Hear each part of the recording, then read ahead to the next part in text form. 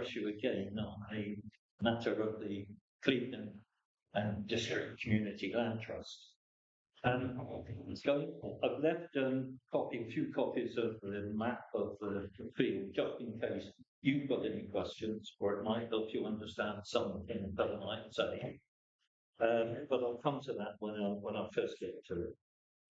When we presented to you back in September, we were at a bit of a crossroads in that we'd had the report back from North Somerset, the pre-application report, which has given us a lot of food for thought. We've done a lot of work to try and identify some of the issues that arose. And we talked about those at the meeting on the 17th of September. Things like the green belt, floodplain, environmental issues, sort of thing. But what we were also trying to do was to get funding for a feasibility study. This is a big project. The field itself is something like 12.5 acres, which is almost the same size as Castlewood, which I might come to later on. And the cost of feasibility will run for something of this size, probably to or around £100,000. That would get us to the point where a housing association hopefully would be in a position to have assessed the financial impact of the proposals, and that really is the next stage for us, is getting into feasibility. We said at that meeting as well that we wanted to be transparent in everything that we do. So we're not hiding behind anything. We'll answer any questions you've got as openly as we can. And we started back in end of November, early December, by seeking to talk with the existing East Ward councillors, the four people involved. And for us, that was very useful. I hope it was for them as well. We didn't come up with any showstoppers. What we did come up, obviously, was concern about some of these major issues, like green belt, flooding and that sort of thing. But we also had some very useful comments about access, both vehicle and pedestrian. And we also talked about things that local people would want, including a very large public space within the site, if that can be managed. You've got, or hopefully you can see, a copy of this aerial view of the site. If you can look at that part which is on Court Lane, so on the bottom right-hand corner is Court Lane running over the motorway down towards Tickenham Road. Where I've got the number 1 coming in, that's the what would be the vehicle access to the site, and that would be for construction as well as resident use thereafter. So there's only one way in and one way out. The pedestrian entrance, the main entrance, would be on the opposite side of the field, alongside the river. We had some discussions with those councillors, and I should say it also included a 5th councillor who actually lives in Brookfield.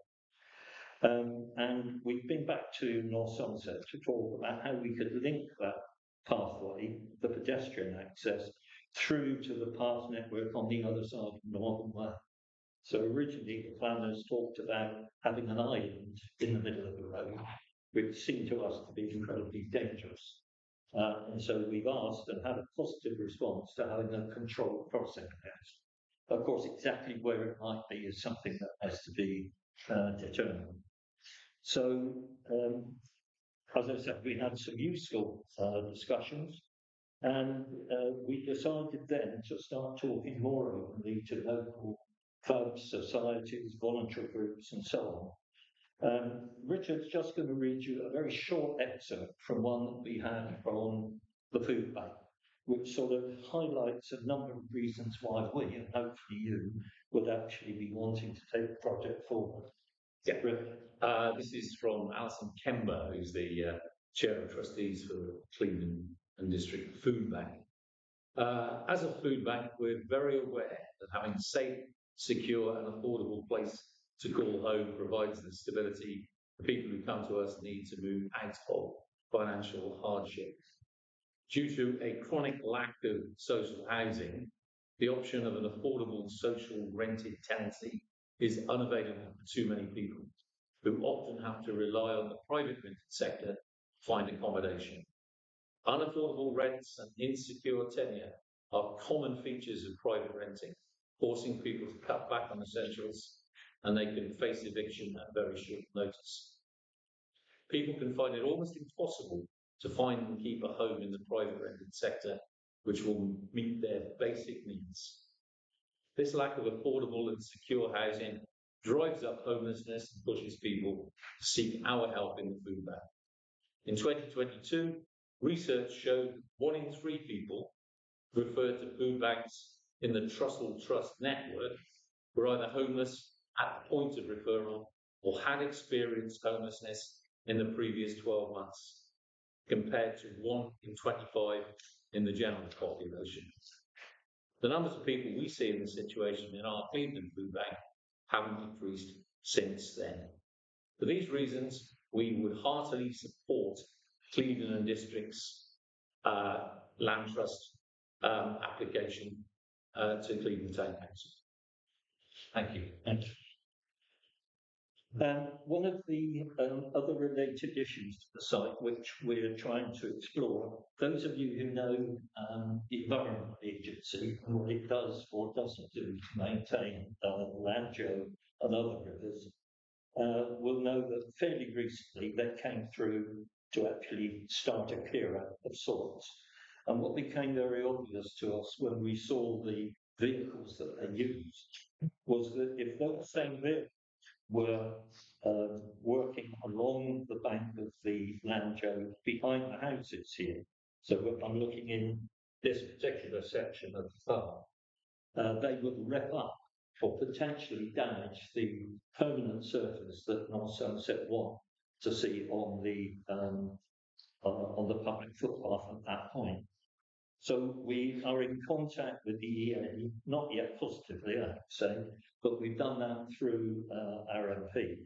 And what we're proposing, and we have the landowners' agreement, that in future they switch any work that they do on that riverbank to what I'll call the northern bank. In other words, on the other side of the Landjo.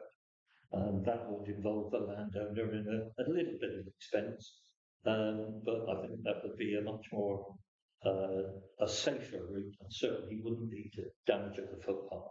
So just a few issues that we've been trying to take forward since we spoke to you. The application that we've sent, which I know is on your agenda to consider later on, is really one that is born out of our incredible desire to actually push the project forward, but also in the face of no money whatsoever coming our way for feasibility from either the government or other government bodies and agencies, and certainly not from North Somerset Council, who through the new CEO has told us we've got nothing now or in the foreseeable future. That probably won't surprise any of us, but so what we're hoping is that you'll be able to consider funding that feasibility study. I pointed out in a note that was circulated to you all as part of the agenda why we're where we are and what we're trying to do.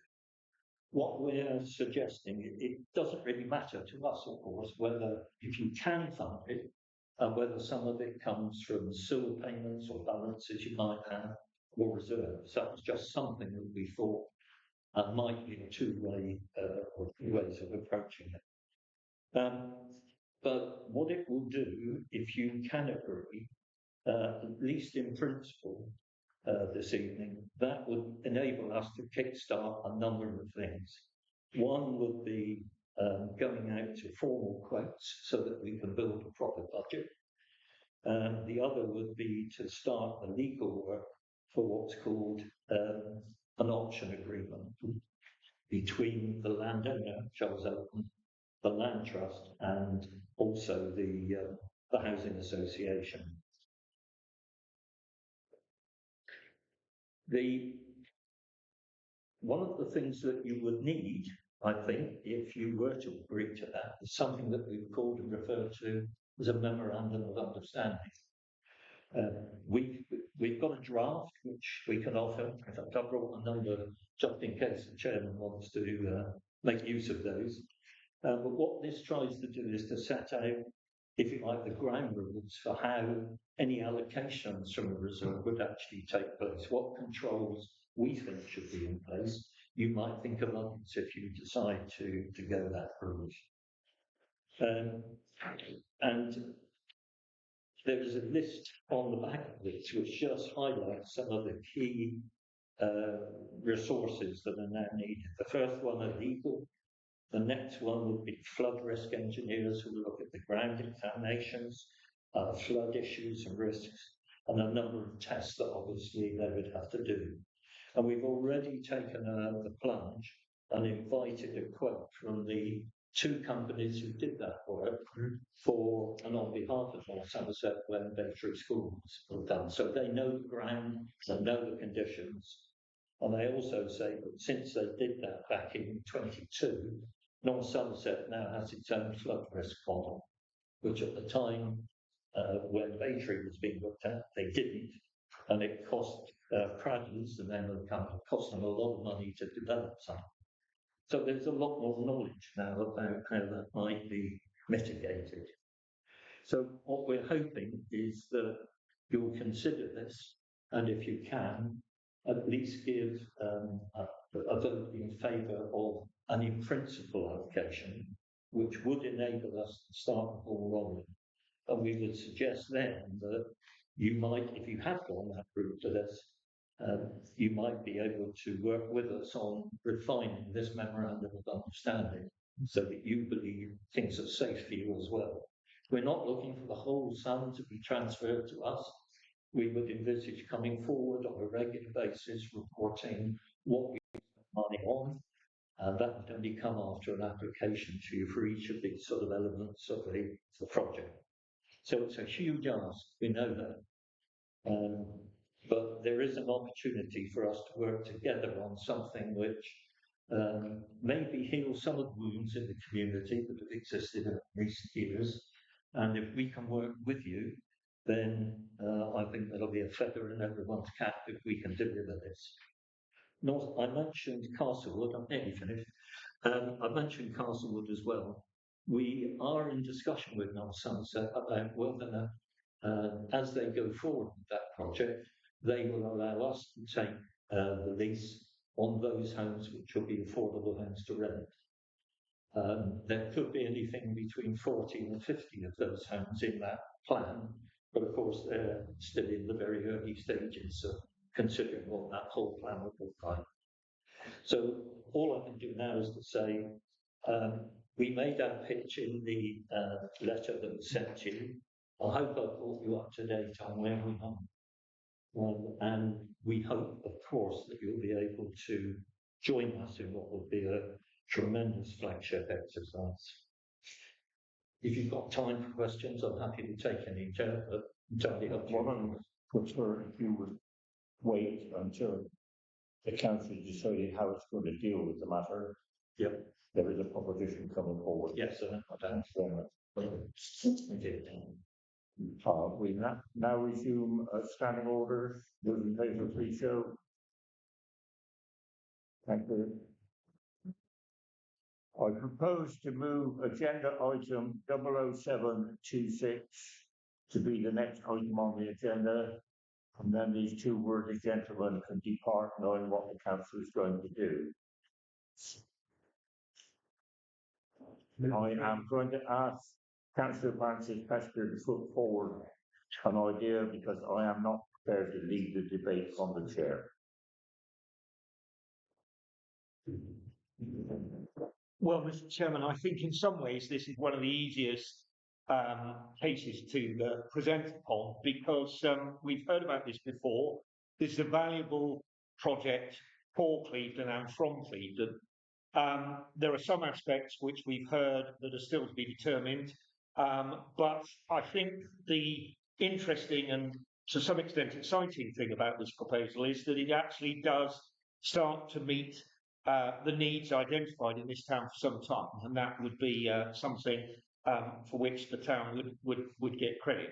It is disappointing that North Somerset has not been able to come up with any funds for the feasibility study, particularly as some of us bear the scars of other things for which they have found funds recently, things which perhaps we were less enthusiastic about supporting.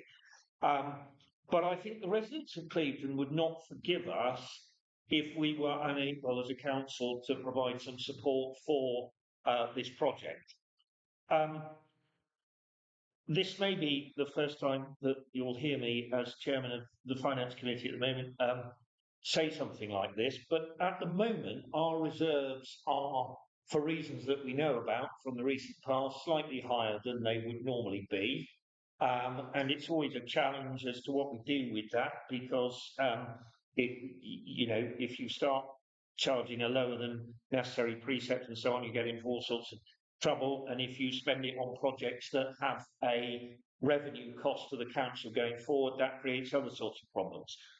I would like to propose to this council, as we're coming up to the conclusion of our budgeting process, that we do actually use a lump sum from our reserves, £100,000, and put it in earmarked reserves for the feasibility study.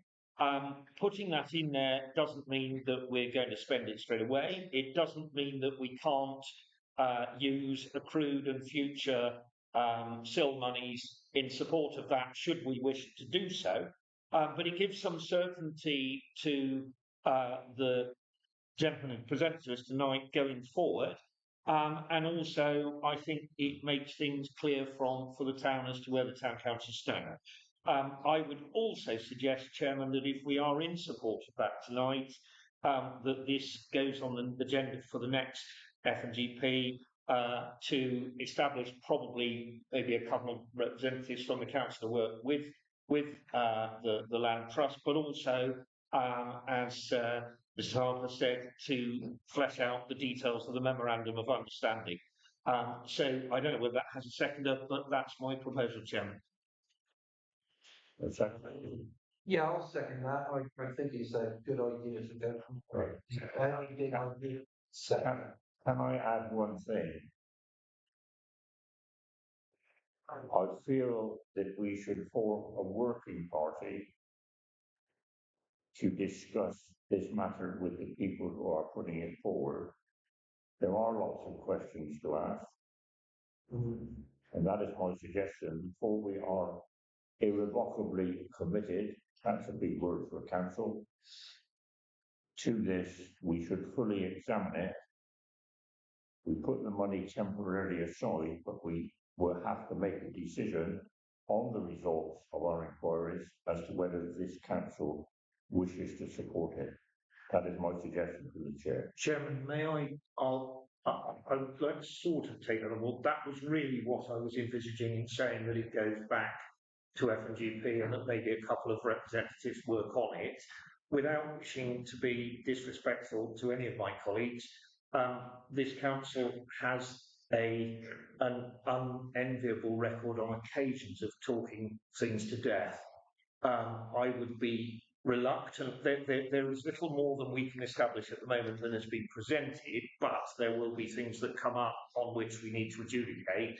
And I would say it gives us the opportunity through FNGP, if members are happy, to not only have a couple of representatives or whatever we deem suitable, but we have the mechanism within council to call into being a working party if there is sufficient need to do so. But as I say, without being disrespectful, I wouldn't wish to burden the Community Land Trust with, as it were, another committee, but I do think we have the opportunity to have it on regular review under FNGP, and if we are subscribing to, and to large part creating the memo of understanding with the CDLT, then I think we would have the opportunity to put in there whatever representation we want. Right. Can I just ask? I just like say, I agree with what Carl's saying. I think it's a good idea. I don't you use your microphone, please? Sorry. I'm not sorry. I've got to learn. Sorry, Mr. Chairman. I agree with what Carl's saying. I'm going by what he's saying. We have got money in reserve to pay for it because £100 a lot of money. But I would stress, I would hope that there would be a strict oversight on what the money was spent on and it wasn't wasted on things. But apart from that, I'm happy to second Carl's proposal. Councillor Lloyd, Yeah, could I just ask, would you use your microphone, please? Sorry, you have to press that. do I? Oh, I don't know, technology, do I press that? Shops, let's in the middle, Carol. We can hear you. Comes on. Yeah, I have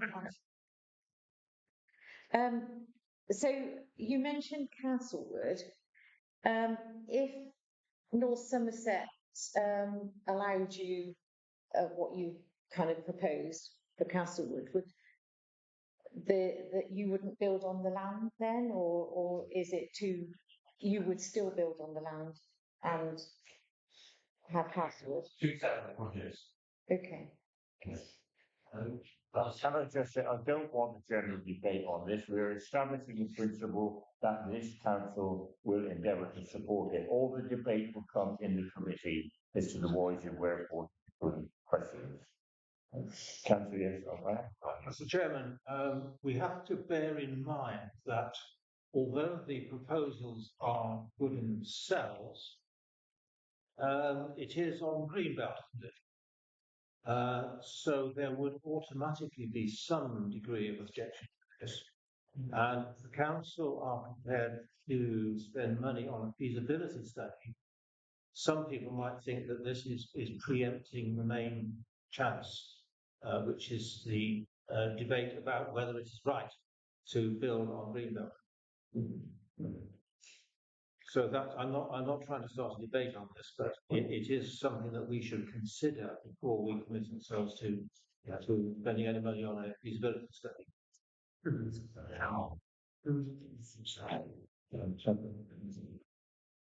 Yeah. I think I'm taking a wider perspective on this proposal.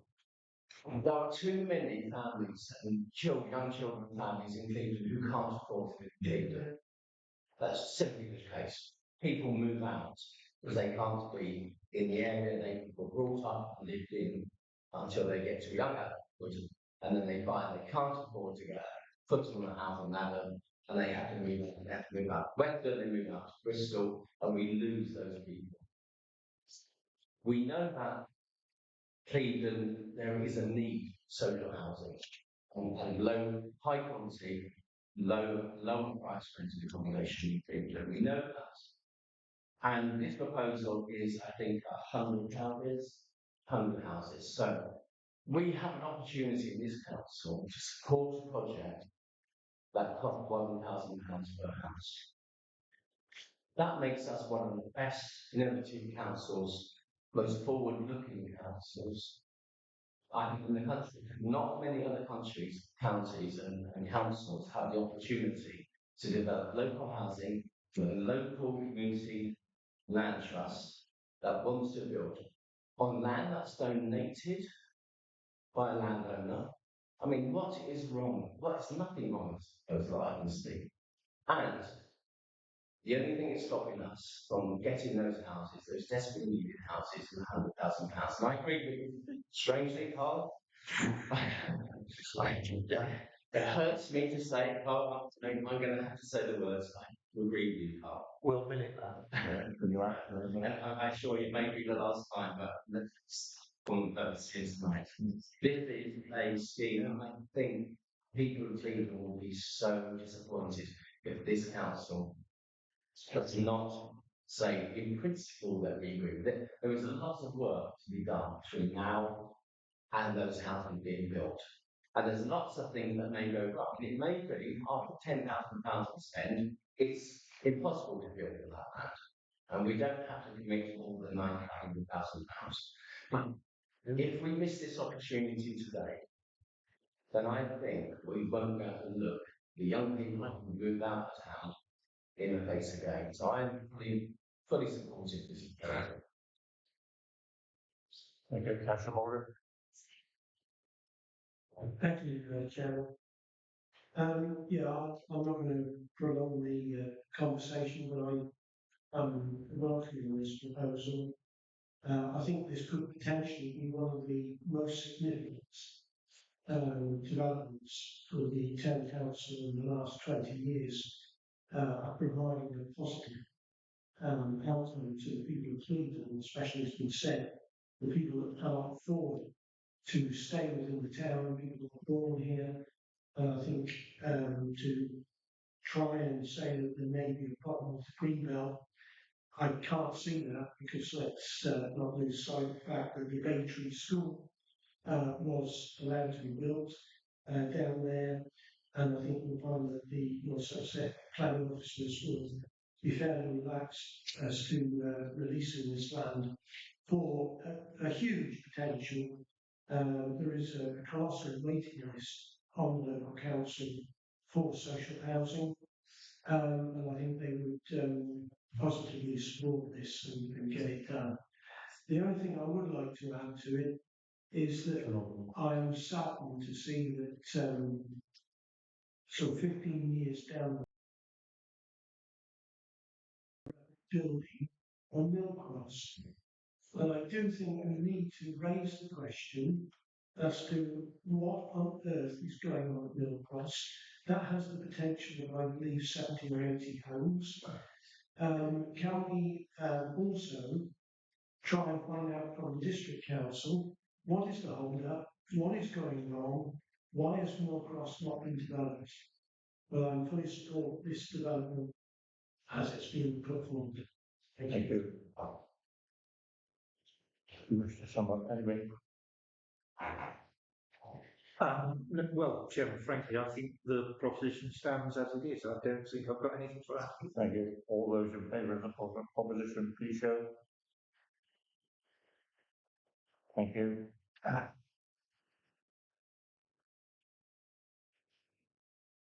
Moving back to the agenda, you will be very relieved to hear that the chairman has nothing to report.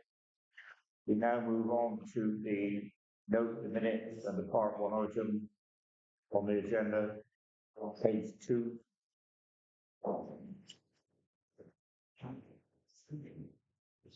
Will the chairman of the TEA committee please present his report, the minutes for approval or noting, and his part 1 item?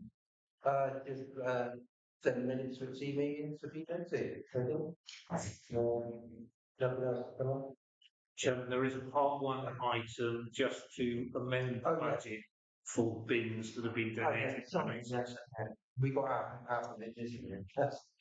The last one from Somerset Council agreed to give us 4 bins to go on the seafront as long as we pay for the emptying. And I think it works out.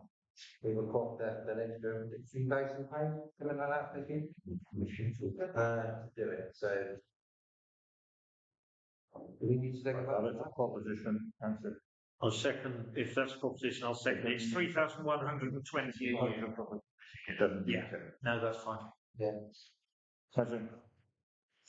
Just a query. I think I read in the minutes and I looked for confirmation that £3,000 was for being emptying 3 times a week, whereas the North Somerset Council bins on the seafront are emptied 5 times a week. Now, my only question would be that I know, and we all know, on the seafront in the height of the summer, but those bins are overflowing every day. And so I worry that if we just now accept 3 times a week, we won't have to come back and approve another 2 times a week because they will be overflowing. And I do worry that we'll get seagulls and nuisance and pests, and it just goes down and wrong on the seafront when it gets out. So I just want to clarify that. Mr. Chairman, we did take that into account because of where it is. The football out there is okay, it's quite good. It's not as bad as what it is back there. It's built up. And what we said was in the winter, we will do 3 times a week. And if you came to it in the summer, you would look at it at 5 times back. And I think that would increase it up to £0.90 if difficult. So, I mean, it's something that we're going to look into. It depends, if we find it easy, then we'll go for it. Councillor Morgan. Thank you, Chairman. One of the things that came along during the conversation about this, and this was something that was mentioned to the town council a couple of years ago. There are some traders along the seafront that would be willing to chip in, and I think they actually offer to cover costs of some of the bin emptying. So I think if we do find that it's a problem that 3 empties per week isn't enough, I think we could, I'll certainly find the correspondence I got about offering to pay for bins and go back to those traders and see if we can get them to. Sponsor, yeah, fair play. I think Councillor Evans. I know that. Councillor Martin's question. Chairman, just to pick up a couple of points that Councillor Harry made, we also stipulated, I think, that they should be bins with tops on, not open top, because that's been a problem with people dumping domestic waste. And the other thing is, at the risk of sounding churlish, I think having extra bins might take a bit of the pressure off the other ones as well, because that's one of the problems. There's nothing in that area at the moment. Councillor Langton. This vote's been mentioned now. Thank you. Right, thank you. Do you wish to sum up, Councillor Chairman, or not? Or No, that's it. If anybody's got any questions, all those in favour of the motion, please show. Thank you. We now go on to the next item, which is the Finance and General Policy Committee to approve following large grant and the minutes. Thank you, Chairman. This is from the meeting held on 16th of December, where we discussed the large grant applications for Nelson District Community Transport and for real youth provision. And the decision on both of those was to bring forward to full council approval of a large grant of basically what they're getting at the moment for real, £21,609. And Nelson District Community Transport, which after considerable debate we agreed at £7,500. Worth also just pointing out that we are going to be bringing back to FGP, as discussed before, further debate about youth provision in due course. And the third item here is that members will remember that there has been some discussion about how we should remunerate Joe, our caretaker, who's been using his vehicle on a daily basis for council activity. He's not claimed any mileage up to now. He doesn't need, by his own admission, a separate vehicle, nor do we as a council. And therefore, having taken everything into consideration, the details are in the minutes, it was proposed that he should have an honorarium of £1,000 as part of our budget provision. So, Mr. Chairman, I would propose those three together and the minutes of that meeting as a whole. Is there any debate? All those in favour, please show. Thank you. We now move on to the minutes of the Transport and Highways Committee. If the chairman will please present those, please. Is there a chairman here? Yeah. Yes, Mr. Chairman. Nothing to add. Oh, just to be noted. Yes. All those in favour, please show.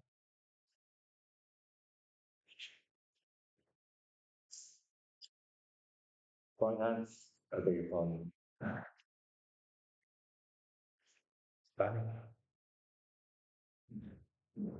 The planning committee held on. Take the two meetings together, please. Yes, they're not consecutive, but the 7th of January and the 10th of December, they're both for noting. Chairman, I'll propose both of them. Thank you very much. All those in favour, please show. Thank you. Minutes of the Finance and General Committee, I think we've done those, haven't we? Early on with the Chairman, this is for noting, but there are two reasons for bringing these forward. One, they need minor amendments in the, call me old-fashioned, but those that prepare propose items at the meeting should be noted as actually at the meeting. So I'd like to add councillors Maritz and Colblaith to the listed attendees for that meeting. And also, again, at the risk of pedantry, there's a couple of occasions, I think, where the minutes spell Councillor Maritz's name incorrectly. But the other reason for noting this is the meeting from the 23rd of September, which recorded the detail of the decision on health matters. So I move approval, Chairman. Councillor Morgan. Thank you, Chairman. Yeah, I'm glad to see it finally come to council. What I am disappointed about is that we had to accept, or the councils had to accept, the doubling of the toilet from 20p to 40p. I consider that to be a major financial interest of concern to the people of the town. And I am really concerned that 6 members of this committee have made the decision. So in other words, less than a third of the councillors have agreed this. I don't agree it. I think it's fundamentally wrong. How you can go from the doubling the cost of public toilets from 20p to 20p when you're in the appalling state they're in is fundamentally wrong. And I think that this should have been brought back to full council for a decision, and it's simply not open and transparent to find that you have 21 members on this town council and 6 members agree that this change is going to take place. I think it's a bad choice and bad way. Mr. Chairman, our clerk circulated to every member of this council with a view to a return from each individual councillor voting on one of 4 choices. So we're actually incorrect.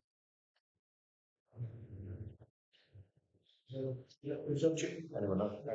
Chairman, I just want to make the point, and I'm reluctant to do this as the clerk is not here to account for himself, but the clerk did apologise for the fact that these minutes were not brought forward before, but the decision was circulated as outlined by Councillor Griffiths. So I would ask to move approval, Chairman. All those in favour, please show. Thank you. My name probably voting against. All those against? Councillor. 2 councillors. On a technical point, Chairman, we're voting on the minutes, nothing more. Yeah. So the minutes are a true record of the meeting, or they're not. If he doesn't regard them as a true record, may I know which bits are not true? Well, lack of transparency and lack of. Right, I think we will move on. The minutes of the Property Committee, I will ask my Vice Chairman to present those, please. Chairman, the Property Committee's last meeting was the 21st of January. There are no Part 1 items. I would move approval, Chairman.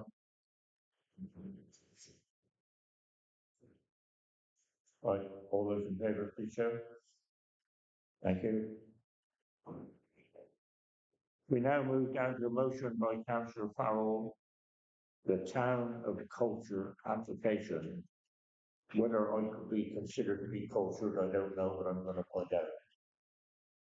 Well, that's the whole question. We need to find out whether we are or we aren't. It's came to light a couple of weeks ago. I think it's been hanging around for a couple of months though. And a few people from the town said, why don't we get involved in this? So this is a very simple motion really. I would like your approval to support an application by Clevedon to apply for the Town Culture Award 2028. Our application for our register of interest has to be in by the end of March. Which is not very far away. That's just the actual register of interest of the process. Vicky's going to be involved in it. We're going to try and get lots of people from the community involved. There's a huge list of criteria of things that you have to show that you're achieving to get this award. But I just wanted to start the process to form the working party and that's formed the town company. And the second. Thank you. Councillor Massey for his hand first. No, it's been second. If it wasn't mine, I'm happy to let go. Any debate? All those in Yeah, thank you, Chairman. My only, not reservation, but my only hope is that we don't make this point top end with councils. I would rather see a minimal council involvement and have the organisations from within our town taking the lead. So I would hope that it's going to be structured in such a way that it's going to be the town, the community, with one or two councils. You wish to sum up, Councillor? So from that, to be successful, you have to show that your local authority is a mover behind the scene of the cultural experience in your town. But you have to show that you're also involving all those bodies in your town, whether it be the theatre shop that goes on, Clevedon school drama. You have to show that everyone's working together to do that. So it can't just be the council meeting, it has to be everything. And it could be an amazing bringing together all those people to it. Cultural clubs and events that we have in the town go on here, they all do it separately. To bring everybody together in one group, I think would be good for the town morale as well. Yes. All those in favour, please show. Thank you. We now move on to page 3. Would someone propose a motion to exclude the members of the public comment? Thank you. All those in favour, please show. Thank you. So I will ask Councillor Francis Fletcher, because he is to start this debate, because he is the chairman of the committee that employs the subcommittee. Councillor Francis Fletcher. Well, thank you, Chairman. I will probably defer to Councillor Lord, but I think the situation is reasonably clear to members. We conducted interviews on Monday of 4 candidates for the role of clerk. We went through an extensive debate with them, a set of prescribed and free formatting questions, and reluctantly they were all unsuitable for different reasons. Without going into huge detail, there are details of our marking processes and information which will be available through the office if anyone wants to look at them. But I think the main thing to say now is that we will need to go back to the staffing committee for ratification and agreement on a way forward. My personal view is that we may now be at the stage where the market within the councils for, if you like, is not big enough to generate the people that we require. We might have to go further afield, mindful of the fact that to observe the council's general power of competency, we have to have somebody with the silver qualification. So we have to look at that seriously and see what else is involved. It was a very broad range, I think Carol would agree, broad range of people, from those that were sort of overqualified and in a role that was over and above anything that we would be expecting, to somebody who was just looking to go into that field of work, bluntly knew nothing about it, but probably in 5 years' time might be somebody that, with a bit of experience as a town or parish clerk at that stage, might be, the sort of person that we have been looking for. So that's all I can say. I don't know whether does that accord with your view, Carol? Councillor Lord, do you wish to add to that? Sorry? Do you wish to add to that? I would say that the papers will be available next week when they are all brought together. If anyone wants to come into the office to have a look at them, they're not for taking away or photocopying, but come in and look through them. I think that's it, isn't it? We're then going to convene another staffing committee to look at how we can move this process forward, look at different avenues of advertising and different organisations, etc. Councillor Morgan. Thank you, Chairman. Thank you for the update to the Chair of Finance and General Policy. and to the chairman of staffing. I had a great deal of concern in that the four applicants that were being considered for the job, not one of them had Silker qualifications, and without Silker qualifications it would have meant we've lost our general power of competence, which would seriously dent the ability of this council going forward in supporting community groups. I've kind of asked the question, why was it deemed necessary to interview these four people when they didn't meet the criteria that had been previously agreed by council? Council agreed that one of the fundamental requirements for this post was they had to have previous local clerking experience. And I only found out this the information that none of them had this last week. It is disappointing that we're not attracting anybody to come into this role. But I think what has to now happen, and I think in particular with the comments that were made by our local clerk, I do think that we need to seriously and quickly contact Alca and see if there is anybody else they could recommend takes over this post on a temporary basis, because I think that is the only way we're going to move forward at this point in time.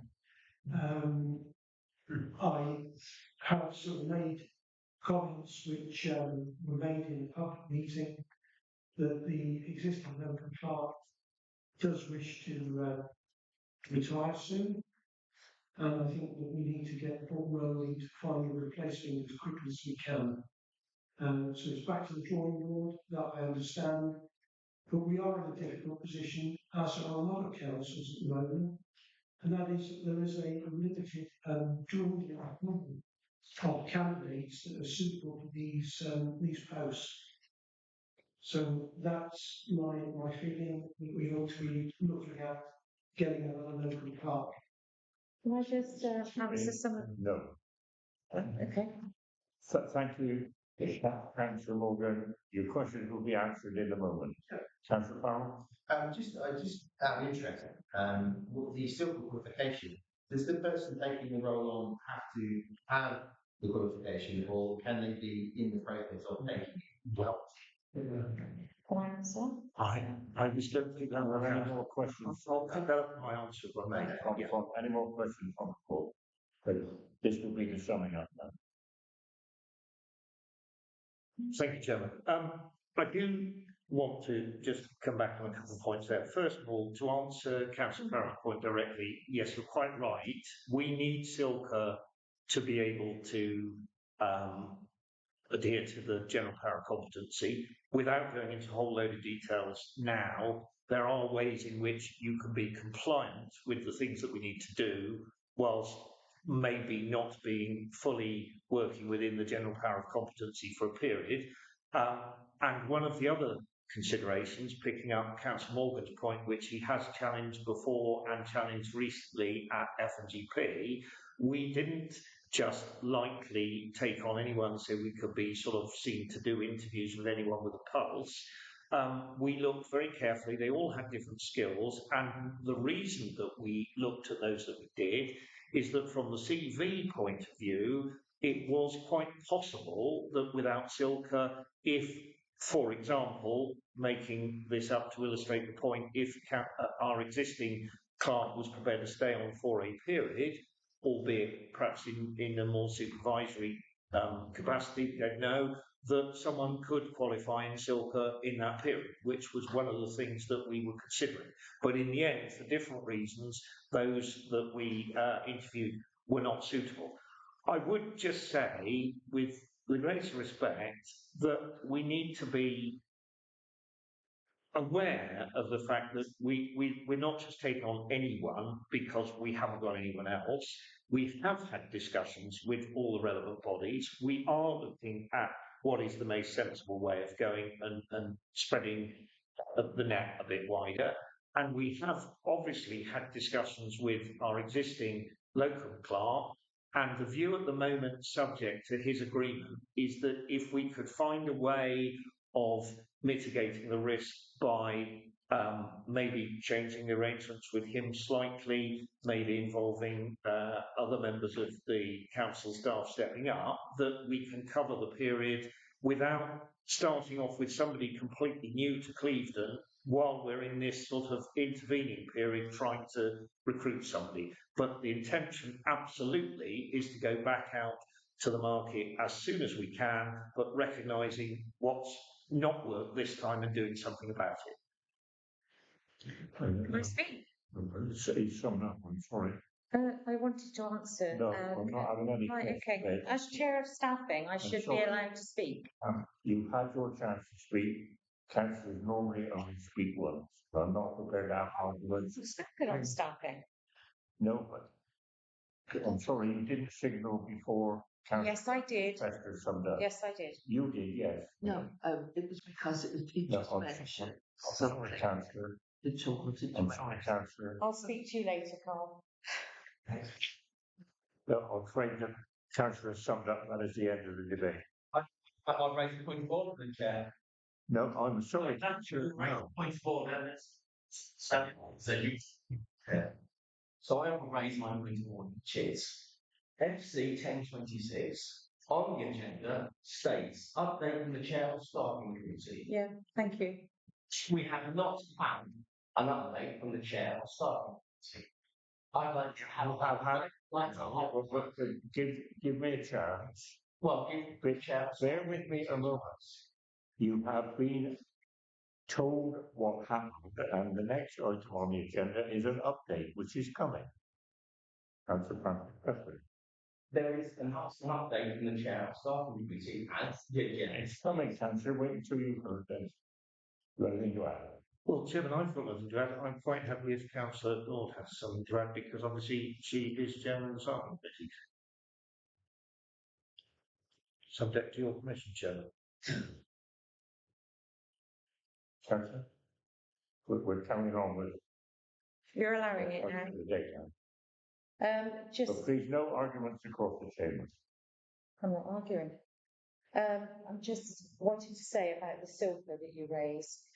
We have tried to sort of look outside, think outside the box. And in an ideal world, yes, we'd look to appoint somebody that had already got silver. But if it meant that, we had a suitable candidate, and they had a willingness to, they would be made to take silver within a set period of time. I think, we're just trying to sort of open it up a little bit to hopefully get somebody. That's all right. I just wanted to ask, I'll shout. We've got, I understand we've got, one of our staff does have silk qualifications. Had she been approached? That's all I wanted. Yes, I think there are discussions that have been going on. When I was talking about the flexibility with the existing clerk, that's one of the, with the locum, that's one of the options being considered. Councillor, who was trying to speak, I stopped him at the end. Do you wish to come back? No, Chair. Thank you for letting the chair start to speak.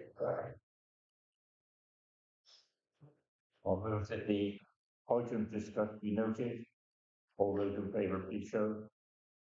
Thank you. I will now declare the meeting closed and we will move to the. Chair, we have